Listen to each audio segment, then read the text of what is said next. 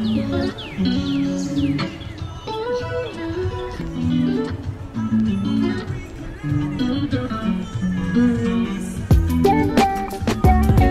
nói là đó, cái chỗ này là ăn xong mình thấy mấy con này nè, rất là tiếc mình không đi được. Ồ, mình đi xuống thử coi xem nhau nha. Mình không ai nhưng mà mình đi xuống thử mình coi, đâu ai cấm mình đâu. Đứng ngoài coi thôi, được mà. Let's go.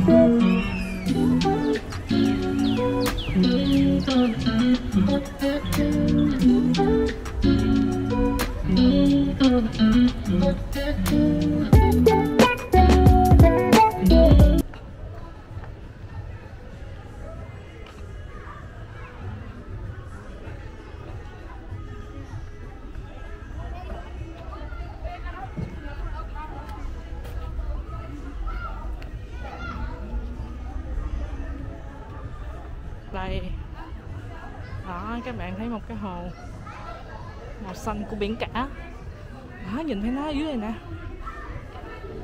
Đó, thấy nó chưa? To không?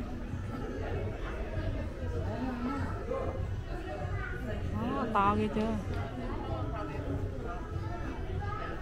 Đây là phía dưới cái hồ nha mấy bạn. Hai con.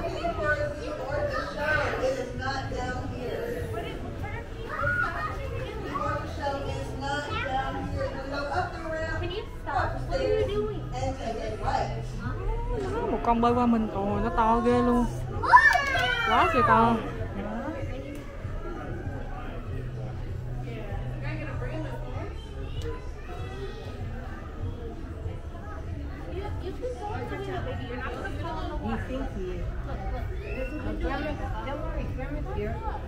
Người ta đứng là mình cũng quay dính người ta đó.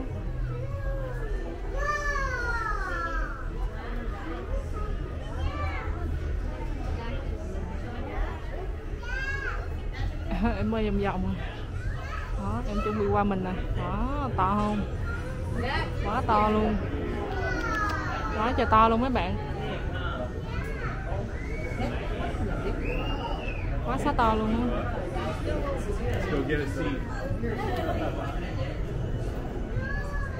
Quá trời to luôn mấy bạn. Đó, thấy không?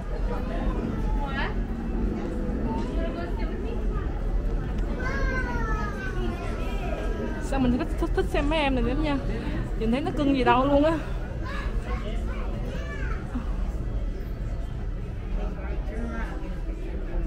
Cái hồ cũng sâu quá ha. Đó, em bơi qua đó. Đó. Rồi thôi, mình đi lên trên nha. Đi lên trên để lấy chỗ nha. Mình đang đi vô nè mấy bạn. Cái chỗ này mắc cười. Nó ghi là cái stroller parking, tức nghĩa là chỗ đậu mấy cái xe đẩy của em bé đó. Vòng vòng ở đây nè. Rồi đi vô nha. Mình mới đi từ dưới lên trên đó. Wow, bắt đầu đông rồi mấy bạn.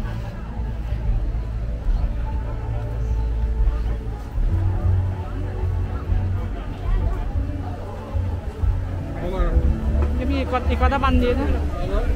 Đó, cái hồ hồi nãy mình coi ở ngoài đó. Cái hồi nãy mình coi ở ngoài đó, nằm trong bay luôn rồi.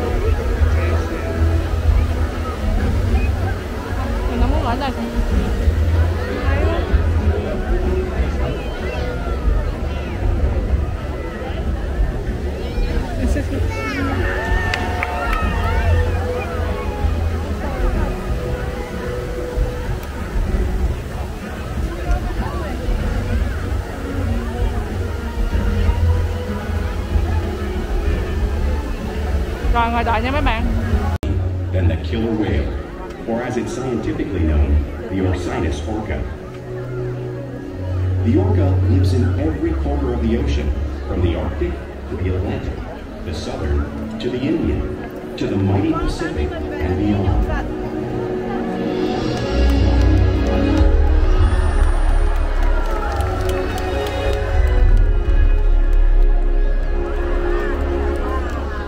This whale's story is the ocean's story, and it is one we all share.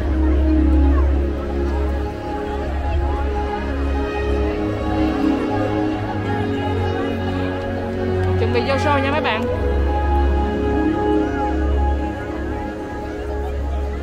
Welcome to SeaWorld's Orca Encounter. My name is Hannah and I'm honored to introduce you to this intriguing and majestic animal.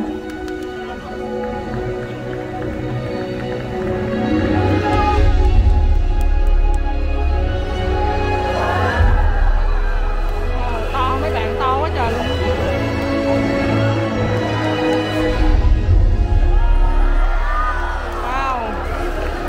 There's nothing like seeing killer whales up close and learning about them and their natural behaviors.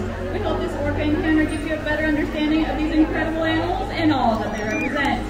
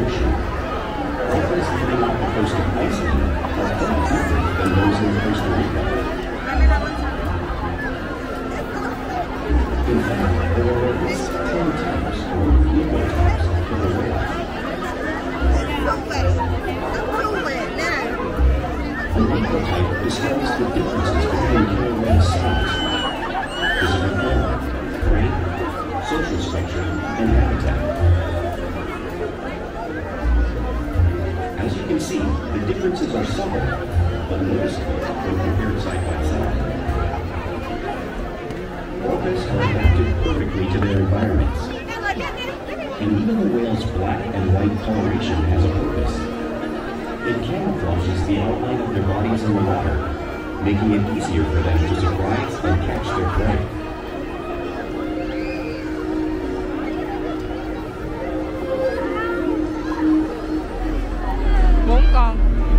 Bốn con nha. When viewed from above, the black of the whale blends in with the dark depths of the ocean.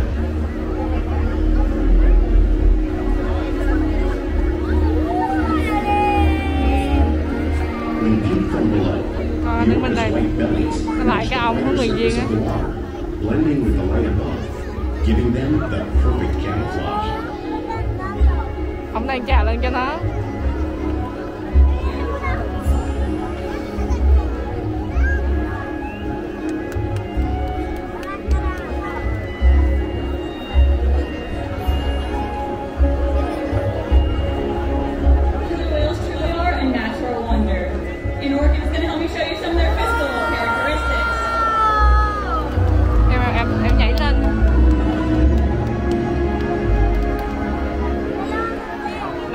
Vậy luôn á, chà lưng.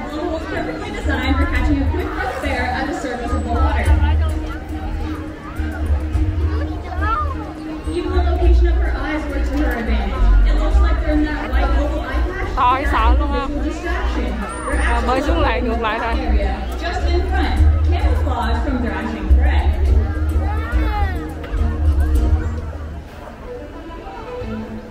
The fin on the whale's back is called a dorsal fin. It helps stabilize orcas while they swim. It also helps regulate their body temperature. Since there is no bone or muscle structure in this fin, sometimes you may see it curve. The flippers on either side of their body are called pectoral flippers. They're mainly used for steering and stopping. Pectoral flippers have 5 bony digits inside of them, just like the human hand.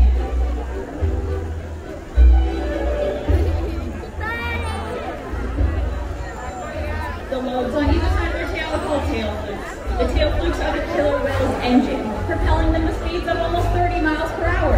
That's as fast as some of our speedboats. But they swim the fastest and use the most power when propelling their only 10,000-pound bodies all the way up and out of the water.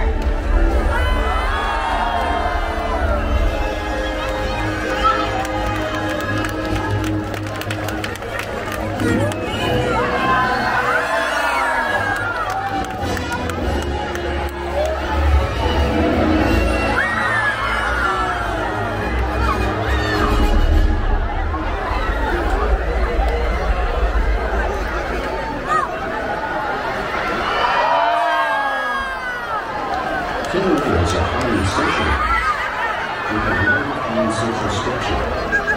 And one is always left on food. Though just half the size of a male Thêm một con nữa nè. she is in charge. Bay lên.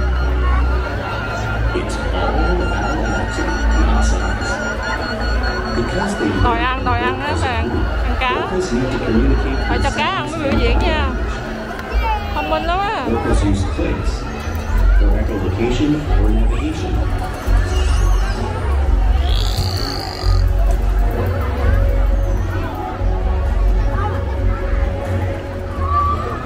Whistles to socialize in the pod.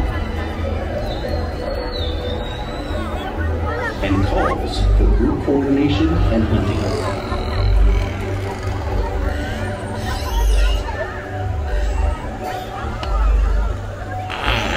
Ui, các bạn nghe tiếng nó kêu không? Giống như địch vậy. Vocal development studies here at SeaWorld show that early on, calves learn vocalization from their mothers. But as they grow, they learn from others close to them as well.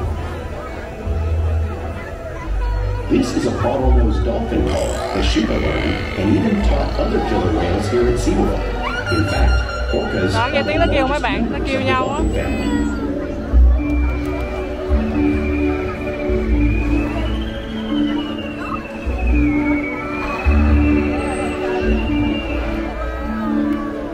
Whales here and in the wild use vocalization to communicate all the time. Like all animals, killer whales use body language as a form of their communication. They can use pectoral slaps at the surface of the water to show dominance or to get noticed. For example, a mother might use a pec slap to get her calf's attention. Còn bơi bên kia kìa.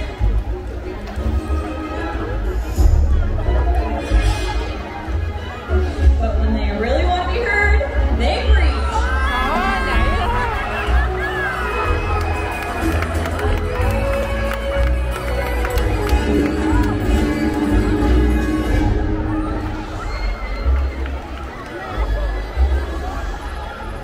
Killer whales can use spy hopping to get a better view of their environment and coordinate with each other while they hunt.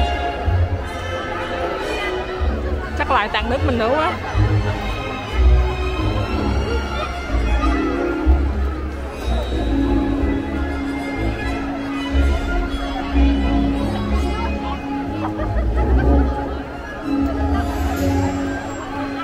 Rồi bắt đầu biểu diễn nha.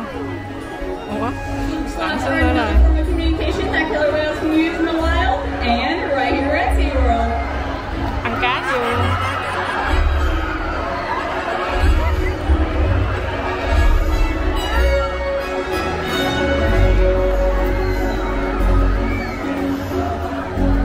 Theo con này nha, theo con này nha, nó chúng nó tạt nước mình nè.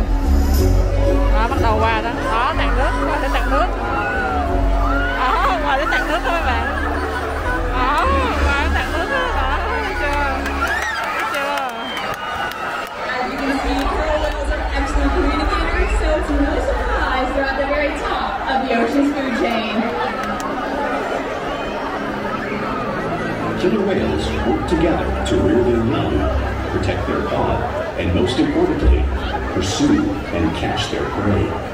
Every day they cooperate, to survive in the wild oceans of the world. The orca's hunting techniques are as varied as the whales themselves. Rồi qua đây nữa nè. Norwegian killer whales will circle herring, herding them together. The whales use sounds to coordinate with each other and to disorient Bơi nhanh không? Thấy bơi nhanh không? With the fish confused and contained, the whales stun them with their powerful tail flukes, making for an easy meal. Con này là nó bơi nè. Không, con bên kia. Con bên kia.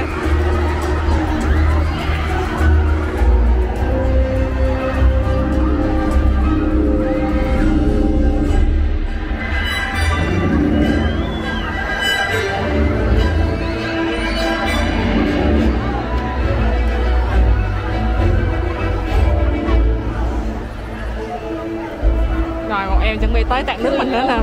Southern Hemisphere will actually capture sea lions by pulling them right off the beach. Watch us strictly demonstrate this same behavior right here at the front of the pool.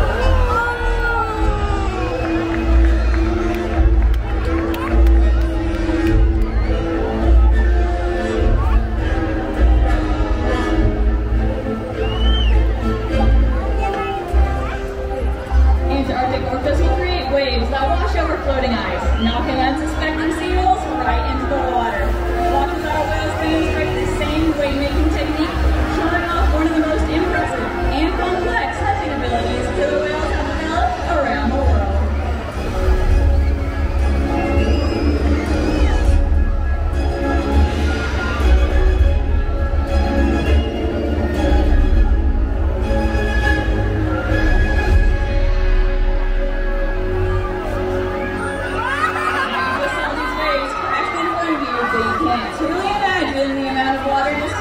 Until you experience it for yourselves. Luckily, everyone sitting in the lower sections has volunteered to feel the power of the killer whale in that 55-degree salt water. So who's ready to get wet? Biển nha mấy bạn. All right, middle section, we're coming for you first.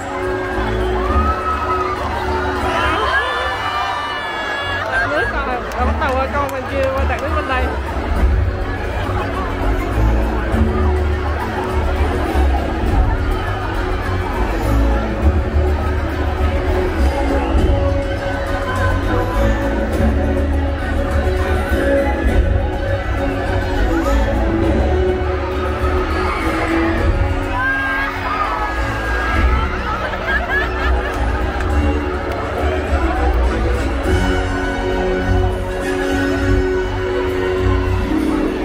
Rồi con này qua đây chụp bên đây. Thanks for being such great volunteers. Give yourselves a round of applause. Ghê chưa? Now, because blue whales live in all parts of the ocean, it's no surprise they eat all types of prey, including other whales. The blue whale on the screen behind me is the largest animal on Earth. In fact, it is 5 times longer and 50 times heavier than a killer whale. So, how does a killer whale this size eat a blue whale that size out in the wild? It's all possible because killer whales are the ultimate team players. In this example, we see the larger male orcas surround a sperm whale, forming a perimeter, while the females continue to drive the whale forward until it reaches exhaustion. The calves then move in to join the adults in the group. Whatever their prey, killer whales always cooperate and hunt together. Cái nó nói là cái con killer whale này nó thông minh lắm nha mấy bạn. Khi mà nó ở ngoài biển á, nó đi săn mồi á, mặc dù cái con cá bự hơn nó rất là nhiều, giống như con cá con blue whale á, con cá voi xanh á, bự hơn nó rất là nhiều mà nó vẫn săn được. Là tại vì nó làm theo nó đi săn theo đàn ha. Một con dụ một con á thì dụ cái con cá nó đi, còn một con á thì là chuẩn bị bắt mồi. Nó làm việc với nhau á, cho nên nó rất là thông minh, nó làm việc với nhau để nó có thể bắt được con mồi của nó ha. Killer whales are always showing off their playful side, both out in the wild and right here at SeaWorld.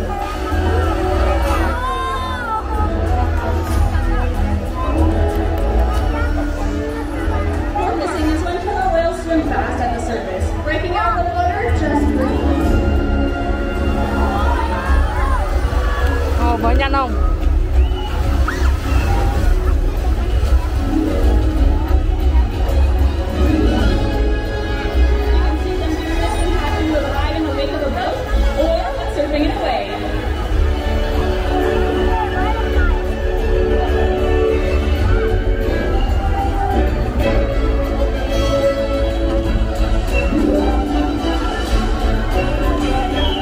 Mình quay cái camera theo nó các bạn đó, nhảy lên nó thấy chưa? Killer whales like to be touched and like to rub their bellies on rocks and pain. Killer whales demonstrate the same behavior just like whales in British Columbia would.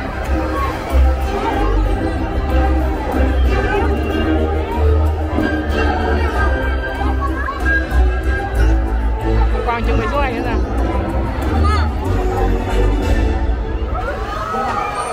Bơi lên bờ luôn. We're also imitating. You see here at SeaWorld all the time. The whales are constantly learning and mimicking one another.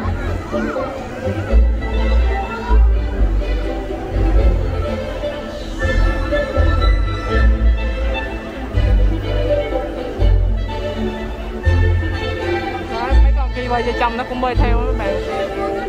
Ý là nó bắt chước nhau á.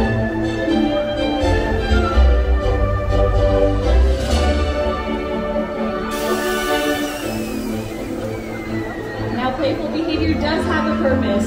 For example, killer whales in the wild might use a tail whip in hunting the sunfish, but today they might be coming to stun all of you.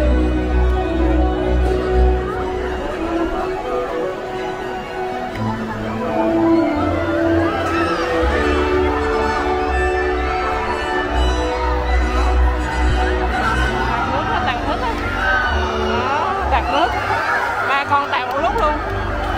Đó,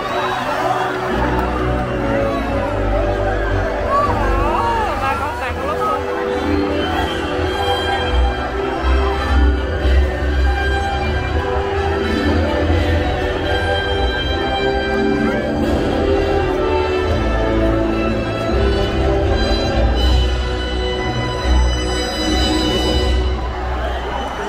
Đó, 3 con làm giống nhau. We interact with our whales all day, every day here at SeaWorld. It's how we build trusted relationships to provide optimal healthcare, research, and quality of life. Our whales here take an active role in their own health and well-being.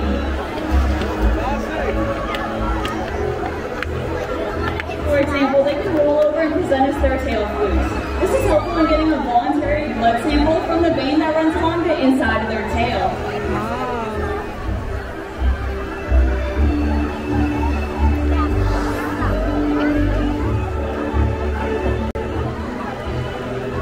They can even slide out onto a scale. We monitor all our whales' weights to make sure they're growing properly.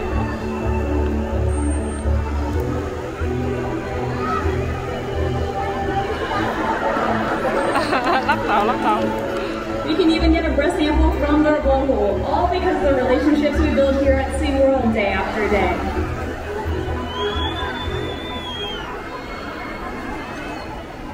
Now I want to introduce you to two very special whales of our pod. Joining us here at center stage, we have a mother-daughter duo, Aprilia and Amaya. Mẹ con nha, hai con này là mẹ con với nhau. Our youngest whale here at the San Diego pod at 6 years old, and she lives here with her mother, Kalia, who joined us here at the front. Now, each of the whales has a very special personality. Amaya is very smart and very sassy. Over her time here, she's inspired millions of guests just like you to help protect our oceans. We interact with our whales every day to engage and stimulate their minds. Diet, exercise, and of course play all help keep our whales in great shape. The whales here at SeaWorld have helped killer whales in the wild by participating in many research studies. One ongoing study monitors the whale's heart rate and breathing to understand how marine noise pollution from ship engines and other sources affect wild populations. In another study, scientists from NOAA, the National Oceanic and Atmospheric Administration, took measurements of the killer whales living here, including pregnant whales. By comparing these measurements with drone footage of killer whales in the wild, scientists are able to monitor the wild population's nutritional and reproductive states. Other research has been done here at SeaWorld on the mother whale's nhảy lên đó. This research will help create an effective model to understand how toxins in the ocean impact wild killer whales and their mates. Wow. What we learn from the whales in our care every day is actively helping whales in the wild survive. And just by being here today, you've supported our rescue, research, and conservation efforts all around the world. If we work together, like the we can protect the future and this beautiful planet that we all share.